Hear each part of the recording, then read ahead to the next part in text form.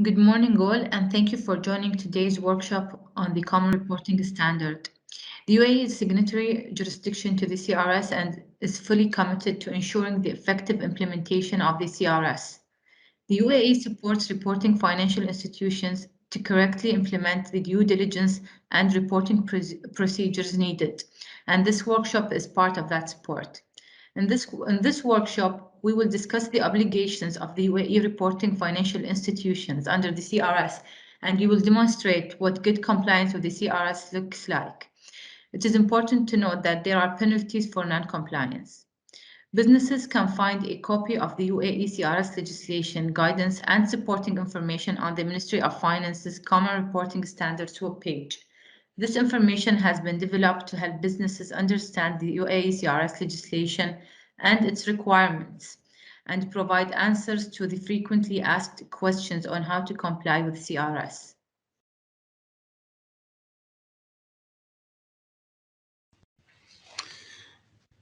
Welcome to this session on the Common Reporting Standard. This is not intended to be a detailed training session on the Common Reporting Standard. This material should be used as a recap to the requirements and to support reporting financial institutions in understanding the requirements of the CRS, common challenges faced by institutions under the CRS, reporting obligations, and good compliance. With that, we turn to the agenda for this session. We have four distinct areas of discussion. The first section will be an overview of the Common Reporting Standard. We'll do a recap of the background of the legislation, and we will talk about the context to which the CRS exists in the UAE. The second section will speak to obligations of UAE reporting financial institutions under the CRS. This will cover new account onboarding, pre-existing due diligence, monitoring for a change in circumstance, and reporting. That's intended to be a recap of the requirements and a refresher. The third section will cover the common challenges faced by UAE reporting financial institutions. The Common Reporting Standard is a lengthy piece of legislation, and therefore institutions have faced challenges in the past with certain areas of the legislation. So we hope to review and cover some of the common challenges faced. And the last section will share some documentation and guidance available for UAE reporting financial institutions, covering documentation and guidance issued by the UAE Ministry of Finance and also the OECD. With that, we can move to our first section on the overview of the Common Reporting Standard. And here we cover five distinct areas. The first one is the context of the Common Reporting Standard. The CRS came into force in 2014 as an initial response to a G20 request to the OECD. Before the CRS existed a regime called FATCA, the Foreign Account Tax Compliance Act. And FATCA was really one of the first automatic exchange of information regimes, which indeed was issued by the United States. Following the introduction of FATCA and the exchange of information under the FATCA regime of specified US persons, the G20 request was brought forward to enable multilateral exchange of information between governments. The UAE is committed towards combating global tax evasion, and the UAE is the OECD Global Forum on Tax Transparency member. On that basis, the UAE has been a participating jurisdiction to the CRS since 2017. The objective of the rules, the UAE is to exchange information obtained from UAE reporting financial institutions to combat tax evasion globally. That's done through an approach. UAE reporting financial institutions are required to determine the CRS reportable accounts they maintain, and then UAE reporting financial institutions are required to report information to authorities on an annual basis. Just recapping on some of the key dates and when this happened, the UAE CRS go live date was 1 January 2017. And what that means is those that fall into the scope of the CRS requirements, reporting financial institutions are required to comply in full with all of the provisions of the CRS. And this includes new account onboarding, pre-existing due diligence, monitoring for changes in circumstances, reporting, and also governance and a compliance framework. There are penalties for non-compliance with the requirements. Regulatory authorities will enforce compliance through the application of sanctions and penalties. Therefore, UAE reporting financial institutions must ensure full compliance with the CRS requirements and ensure their evidence and are able to demonstrate their compliance. Moving on to our next page, it's important to note that all businesses across the UAE will have an entity classification under the CRS. According to the legislation, entities can either be financial institutions or non-financial entities, so FIs or NFEs. Financial institutions are split into two key categories: reporting FI or RFI and a non-reporting FI. Non-reporting FIs are essentially RFIs that are exempt in some way, and we'll go into detail about those exemptions. But essentially it's reporting FIs that have to comply with the requirements of an RFI under the CRS. Non-financial entities are split between active non-financial entities and passive non-financial entities. Active non-financial entities are defined under the legislation under a number of categories. We'll show those. Passive non-financial entities are essentially businesses that do not meet the requirements of an active. So entities must assess whether they fall into the definition of a financial institution, and if they do, then whether they are a reporting financial institution or a non-reporting financial institution. Failing that, businesses will fall into the non-financial entity category, and then they must determine whether they are an active or a passive non-financial entity. For completeness, the definition of an entity consists of legal persons and legal arrangements.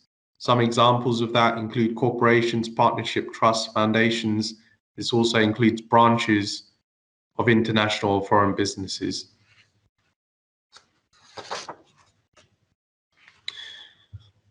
Moving on to reporting financial institutions. So reporting financial institutions are deemed as entities in scope of the CRS.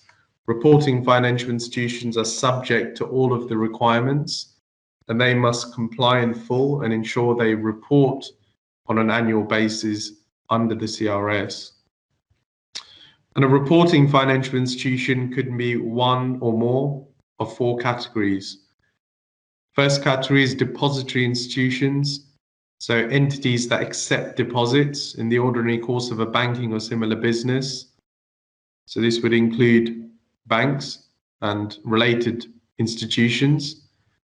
The second category is custodial institutions, so businesses that maintain financial assets on behalf of others.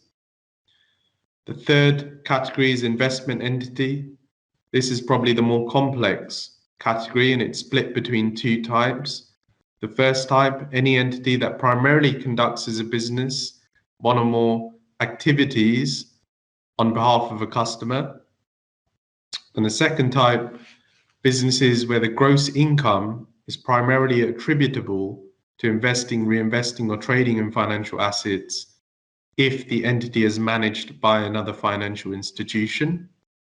And the final category refers to specified insurance companies, and this is an insurance company that is obliged to make payments with respect to a cash value insurance contract or an annuity contract.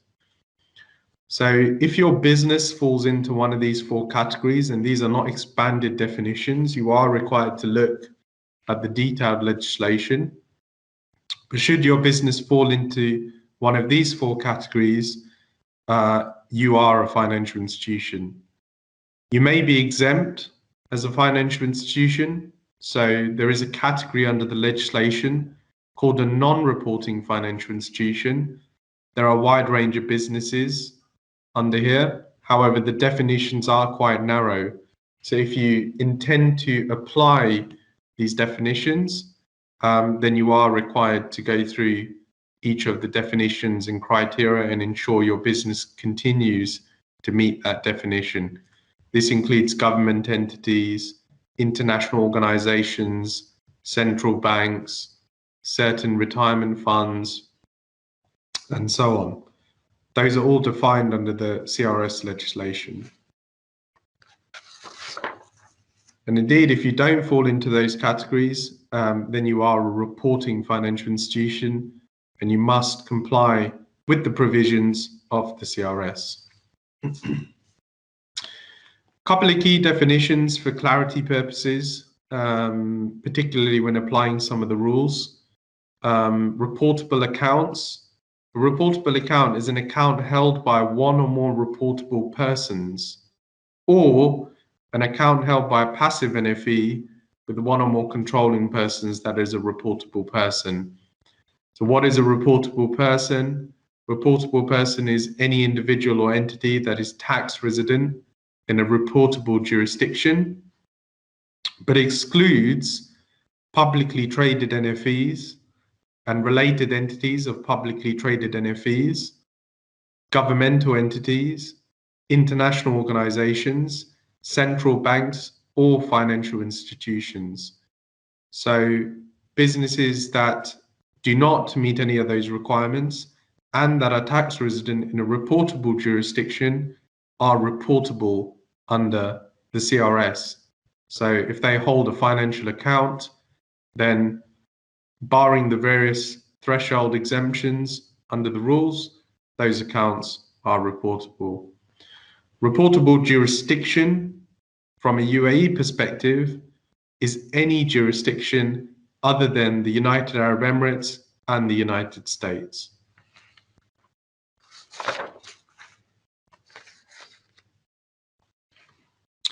Before we go into our next section regarding the detailed CRS requirements, we would like to recap on the regulatory authorities responsible for the supervision of the CRS.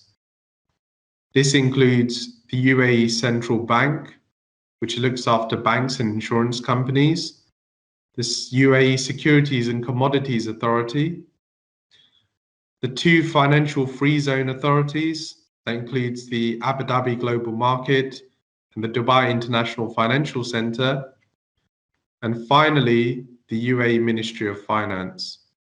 So if your business operates within the supervision of the UAE Central Bank, the Securities and Commodities Authority, or ADGM or DIFC, then you must report and comply with the requirements of those authorities. If your business does not fall within the remit of those authorities, but is still a reporting financial institution, then your business must register and report with the Ministry of Finance. Underpinning all of these authorities is also the Ministry of Finance in its role as the competent authority. The Ministry of Finance is the competent authority for the governance of the CRS in the UAE.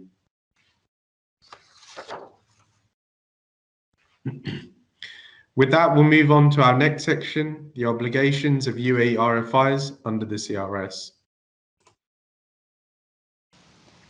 UAE reporting financial institutions are expected to comply with certain obligations under the CRS, and these are broadly covered under 8 main steps. So first of all reporting financial institutions must register with the relevant regulatory authority for CRS reporting purposes.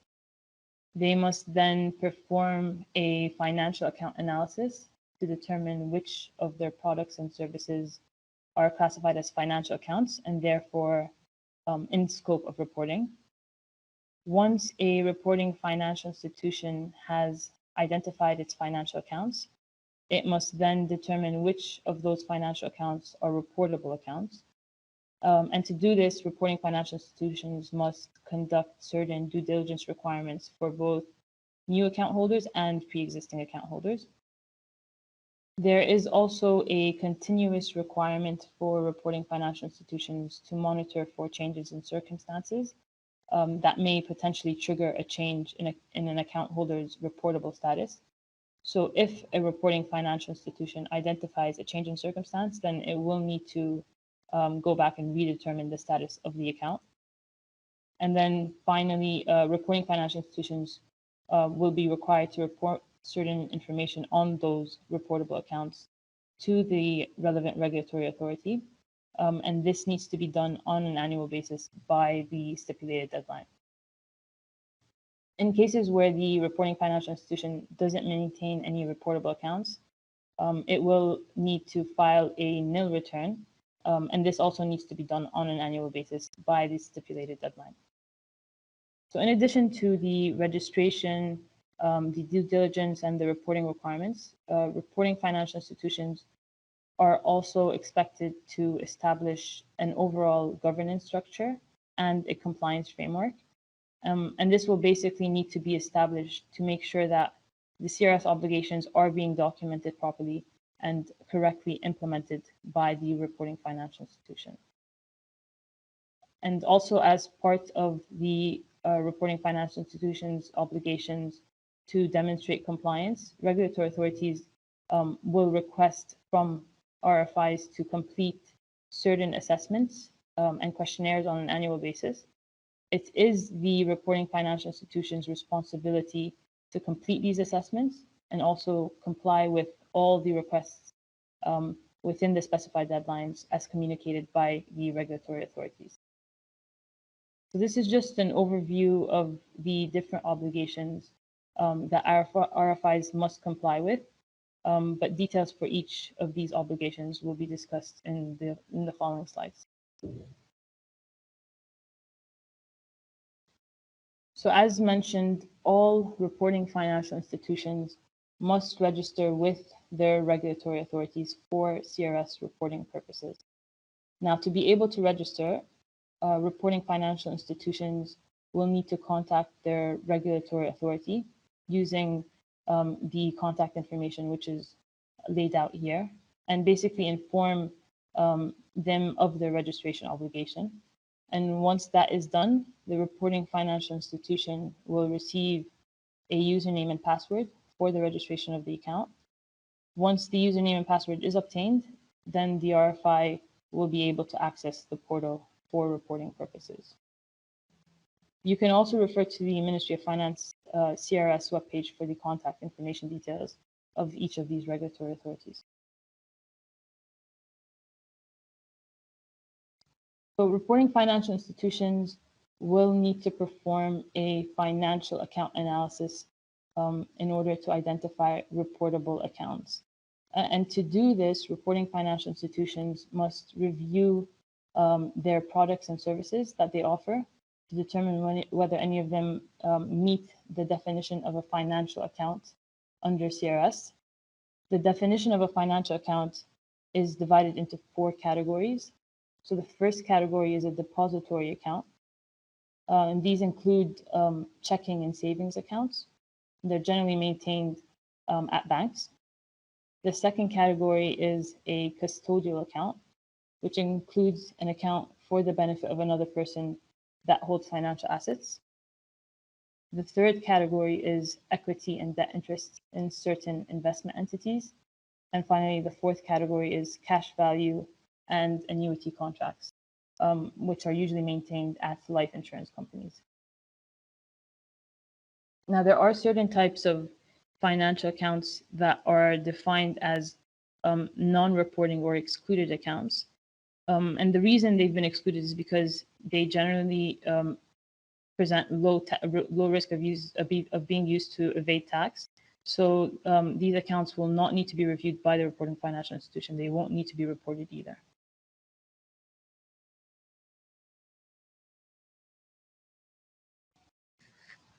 Financial accounts held by both individuals and entities must be reviewed, and so reporting financial institutions must perform certain due diligence procedures to determine whether such accounts are either reportable or non-reportable for CRS purposes. So starting with new account holders, a new account in the UAE is any account that was opened on or after 1 January 2017. For new individual and entity account holders, account opening documentation like a KYC is collected upon the opening of the account. And then in addition to that, a CRS self-certification form must be collected from all new customers. And this CRS self-certification form basically establishes and determines where the account holder is tax resident. For certain entity account holders that are classified as passive non-financial entities, then here an additional self-certification form must also be collected from the passive NFEs controlling persons. So once the self-certification form is collected, the reporting financial institution will need to perform a validity test. And this is basically done to ensure that the self-certification form is considered valid. This is an example of a self-certification form for individuals that was published by the OECD. Now, generally, a self-certification form can be in any form, but for it to be valid, certain fields must be completed by the account holder. So it must include the account holder's first and last name, the residence address, the date of birth, jurisdiction of tax residence, the tax identification number for each jurisdiction of tax residence. And then if a tax identification number is not available, then a reason for not providing a tax identification number must be given. And also the form must be signed and dated by the account holder. This is another example of a self-certification form for entities. And again, here, the self-certification can be completed in any form, but certain fields must be completed for it to be valid. So it must include the entity's name, the address, the jurisdictions of tax residence, the TINs associated with each jurisdiction of tax residence. In case a TIN is not provided, then a valid reason for not providing a TIN must be given. And then the form must be signed and dated by the account holder. The third step is to perform a reasonableness test. And basically what this means is the reporting financial institution needs to make sure that the information that's been collected on the self-certification form is not, for example, inconsistent with other documentation that the reporting financial institution has. And by other documentation, for example, I mean account opening documentation and AML and KYC documentation. If there is any inconsistent information or if there is any contradictory indicia between the self-certification form and the AML and KYC documentation, then this fails the reasonableness test. Once a reporting financial institution performs the reasonableness test of the self-certification form and contradictory indicia is identified, then here the reporting financial institution will have two options. So it must either collect a new valid self-certification form that is reasonable, or it must collect documentary evidence. And this documentary evidence will essentially help support the self-certification and cure the contradictory indicia that has been identified.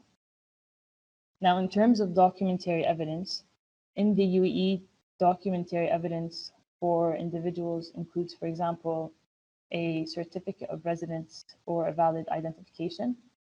And for entities, an example of documentary evidence includes government documentation.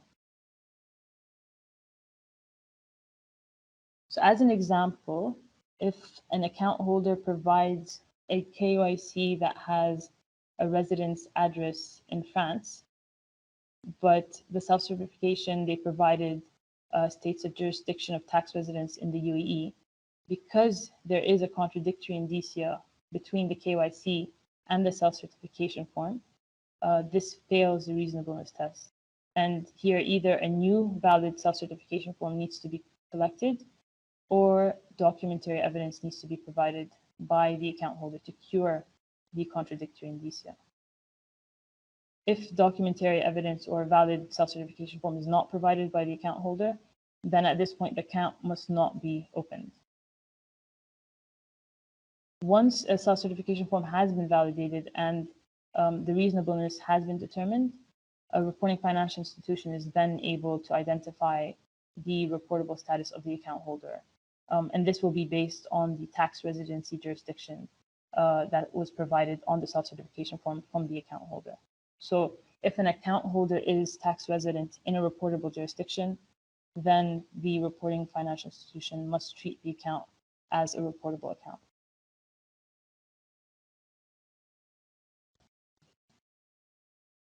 For individual account holders and controlling persons that provide a self-certification form with a tax residency in the UAE, then certain procedures must also be conducted by the reporting financial institution to determine the reasonableness of the self-certification. And basically here, what needs to be done is the reporting financial institution will need to collect documentary evidence of a valid UAE residency visa to support the self-certification. If the UAE residency visa that has been submitted has a term of 5 years or more, then the reporting financial institution is expected to carry out something called an enhanced due diligence. And basically, this enhanced due diligence requires the reporting financial institution to seek answers to further questions. So an example to these questions include: did you obtain UAE tax residency under a residency by investment scheme? Are you a resident in any other jurisdiction? In which jurisdictions have you been subject to personal income tax during the previous calendar year? And basically, the answers to these questions will help determine the reasonableness of the self-certification form. So that covers the onboarding procedures for new individual and entity customers. Just moving on to pre-existing account holders. A pre-existing account in the UAE is any account opened before 1 January 2017. Pre-existing individuals are divided between lower value accounts and high value accounts. Lower value accounts being those with an aggregate balance of $1 million or less. High value accounts are those with an aggregate balance of more than $1 million. And different due diligence procedures are required for lower value and high value accounts to identify indicia. For lower value accounts, reporting financial institutions are able to choose between two options. So either they can apply a residence address test if certain conditions are met, or they can conduct an electronic record search to identify indicia. Once these are conducted, if a residence address in a reportable jurisdiction is identified, or if indicia in a reportable jurisdiction is identified, then here the reporting financial institution will be required to perform an outreach to collect certain documentation from the account holder. So for example, a self-certification or documentary evidence. And then based on that, the reporting financial institution is able to determine if the account holder is reportable or non-reportable. For high-value accounts, reporting financial institutions must conduct an electronic record search to identify indicia. If the financial institution's electronic system does not have fields to capture all the indicia, then an additional paper record search will need to be done, but only for the missing indicia that was not captured in the electronic record search. Also, in addition to that, a relationship manager inquiry needs to be done, and this needs to be performed on an annual basis. Basically, what this means is the account holder's relationship manager must certify that they don't have actual knowledge or reason to know that the account holder is a reportable account.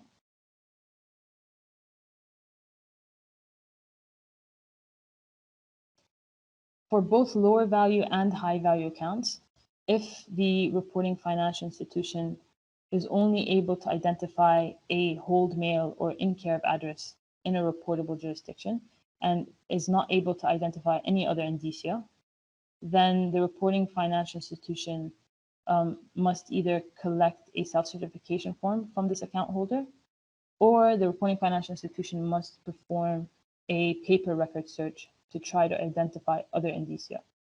If the reporting financial institution is unable to identify other indicia through this paper record search and is also unable to obtain a self-certification form or documentary evidence from the customer, then at this point, the reporting financial institution must report this account as an undocumented account.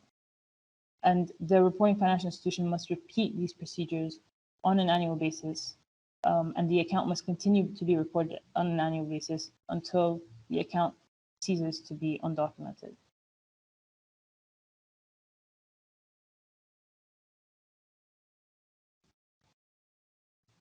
For pre-existing entities, there is a $250,000 threshold exemption that reporting financial institutions may choose to apply. And here, to determine if a pre-existing entity is a reportable person, the reporting financial institution must perform two steps. So the first step is the reporting financial institution must identify the CRS entity classification. And this is done by relying on public information or by requesting a self-certification. And the second step is the reporting financial institution must also determine the tax residency jurisdiction of the entity account. And this is done by relying on AML due diligence to identify certain residency indicators. Also, if an entity account holder is a passive non-financial entity, then the reporting financial institution must also determine the controlling persons of that passive NFE and must also identify if such controlling persons are considered reportable persons. The deadlines to perform the due diligence for both pre-existing individual accounts and entity accounts has already passed, but it is worth noting that reporting financial institutions must be able to evidence that they have conducted these pre-existing due diligence and that it's all been documented.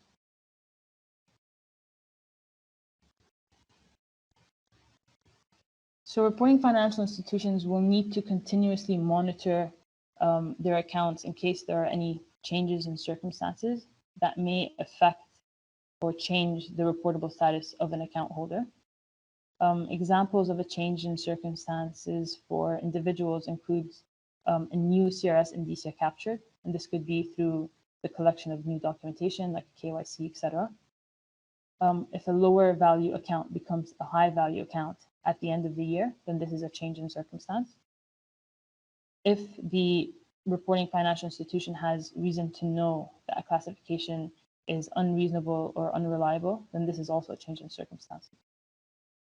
And then examples of a change in circumstance for entities include, again here, if new CRS indicia is captured, if there's a change in activity for an entity, for example, an active NFE becomes a passive NFE, then this triggers a change in circumstance. Where a de minimis threshold is applied by a reporting financial institution, in cases where the entity account holder's aggregate balance exceeds $250,000, then this also triggers a change in circumstance. And then again, if the financial institution has reason to know that a classification is unreliable or incorrect, then this is also a change in circumstance. So if a change in circumstance is captured or identified by the reporting financial institution, then the status of the account must be redetermined, and a self-certification or documentary evidence may be collected from the account holder at this point.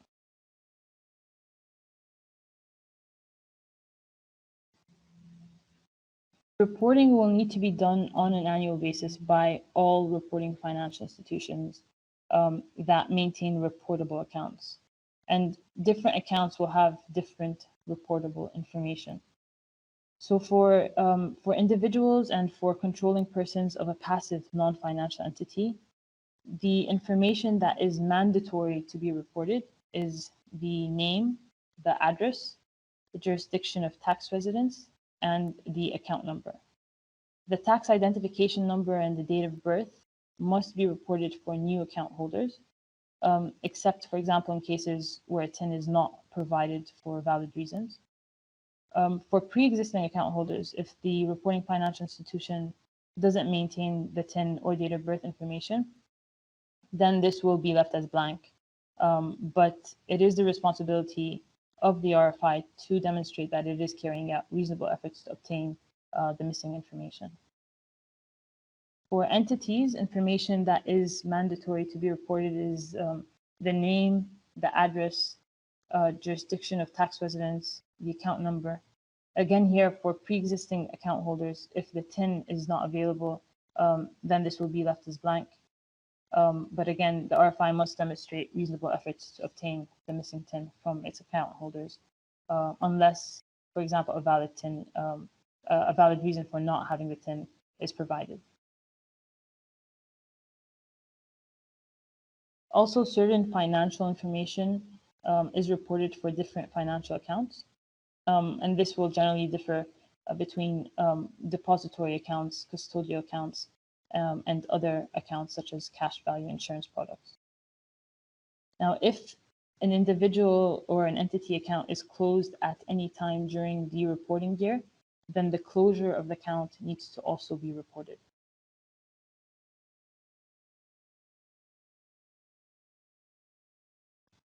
UAE reporting financial institutions are also expected to establish a governance structure and compliance framework.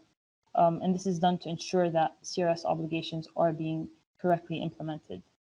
So this includes, for example, establishing documented policy and procedures that defines the roles and the responsibilities across the organization for CRS purposes. And this includes for onboarding customers, applying pre-existing due diligence, monitoring for changes in circumstances, and reporting. UAE reporting financial institutions must also develop a training program that covers all the CRS requirements, and this is to be provided to existing and new stakeholders at the organization.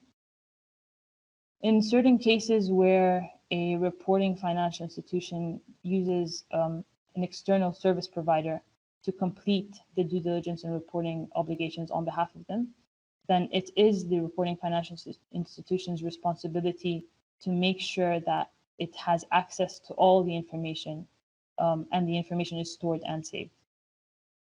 And finally, reporting financial institutions must ensure that all documentation that has been collected for CRS purposes is retained by the reporting financial institution for the required number of years. So this includes, for example, self-certification forms and documentary evidence that has been collected. The final requirement that reporting financial institutions are required to comply with is they must respond to any requests from regulatory authorities within the stipulated deadlines. And this includes, for example, where reporting financial institutions are required to demonstrate compliance with the CRS, they may be asked to complete certain assessments and questionnaires. So it is the responsibility of each reporting financial institution to respond to those requests and comply with those requirements by the stipulated deadlines.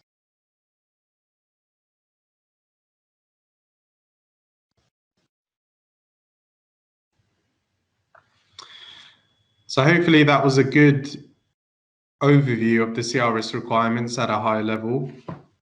We now want to speak about some of the common challenges faced by UAE reporting financial institutions when it comes to the CRS, and particularly with respect to classifying account holders, collection and maintenance of documentation, and also reporting.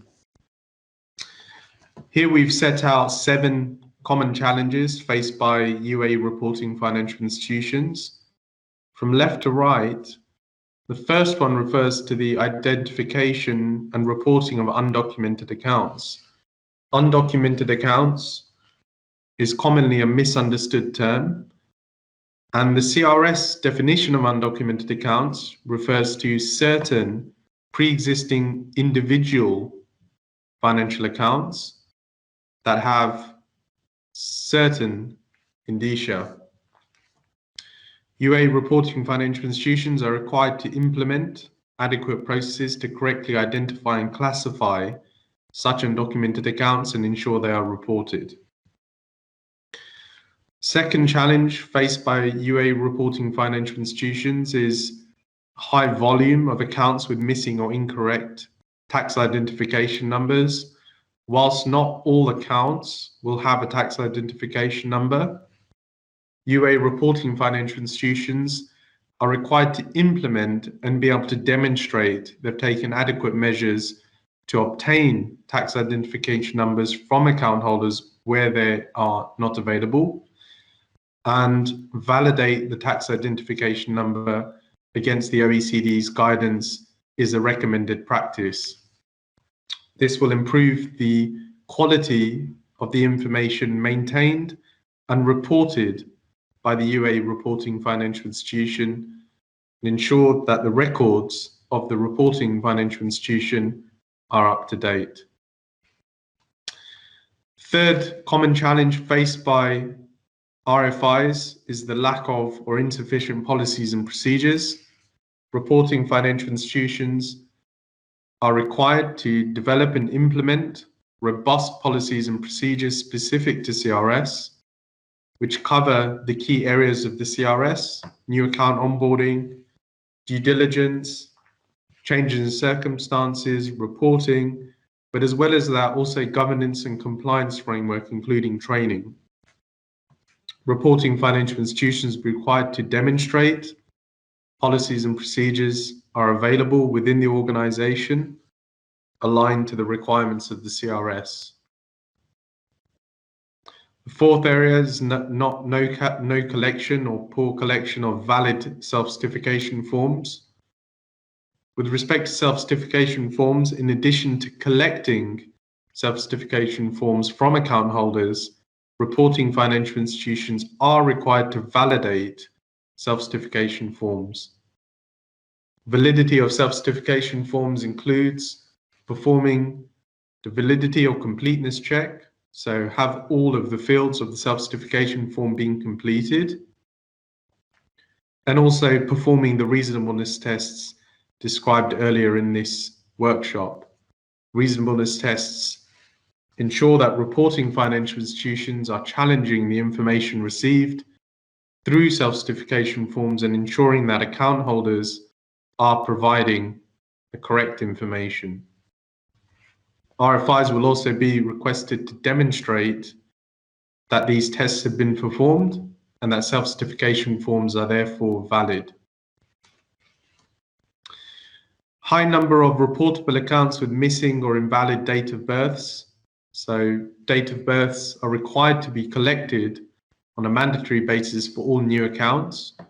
For pre-existing accounts, reporting financial institutions must ensure they are proactively following up with account holders to collect a date of birth. The date of birth should also be assessed to check that it's valid, i.e. not in the future, to maintain accurate information.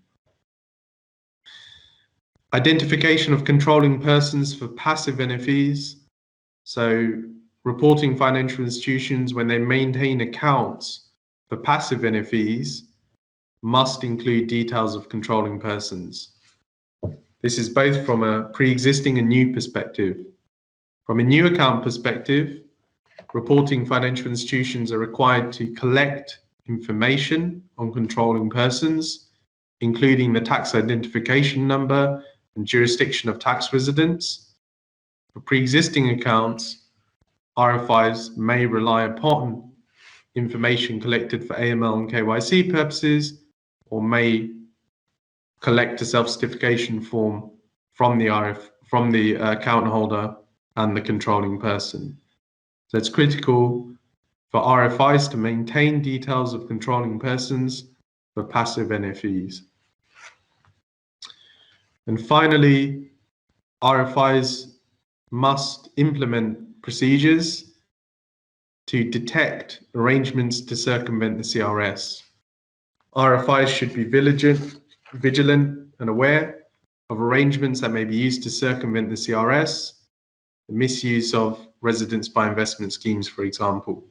This was described earlier in the presentation with respect to enhanced due diligence on certain accounts. So that covers some of the common challenges faced by RFIs.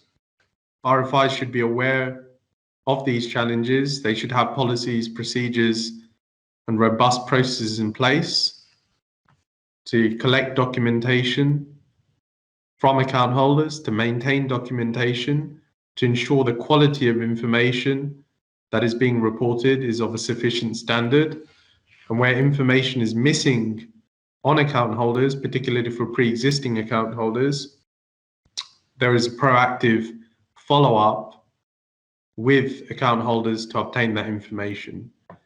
Indeed, reporting financial institutions must ensure, under the circumstances outlined in the legislation, they collect the right documentation from account holders during onboarding, that those account holders are documented sufficiently using self-certification forms, and that those documents are maintained within the financial institution. Governance and compliance framework is also critical for reporting financial institutions. They should maintain strong governance and compliance and ensure that employees and third-party providers are sufficiently aware of the requirements.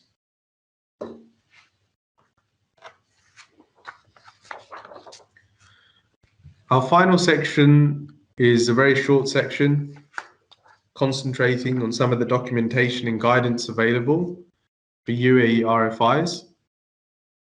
There is extensive material available for UAE RFIs, both on the UAE Ministry of Finance webpage and the OECD webpage. So this includes on the UAE Ministry of Finance webpage, the UAE Cabinet Resolution, the UAE CRS guidance notes, and the UAE CRS frequently asked questions. So there is some quite extensive detail there, which is helpful for compliance purposes and outlining the requirements.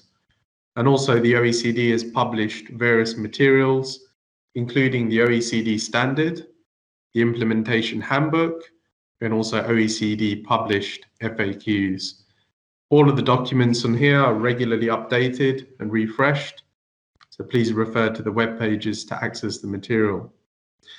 In addition to this, regulatory authorities such as the ADGM, the DIFC, and the UAE Central Bank will have published materials relating to the CRS, and that may include guidance notes and documents to support reporting financial institutions in complying with the requirements, and also ESCA.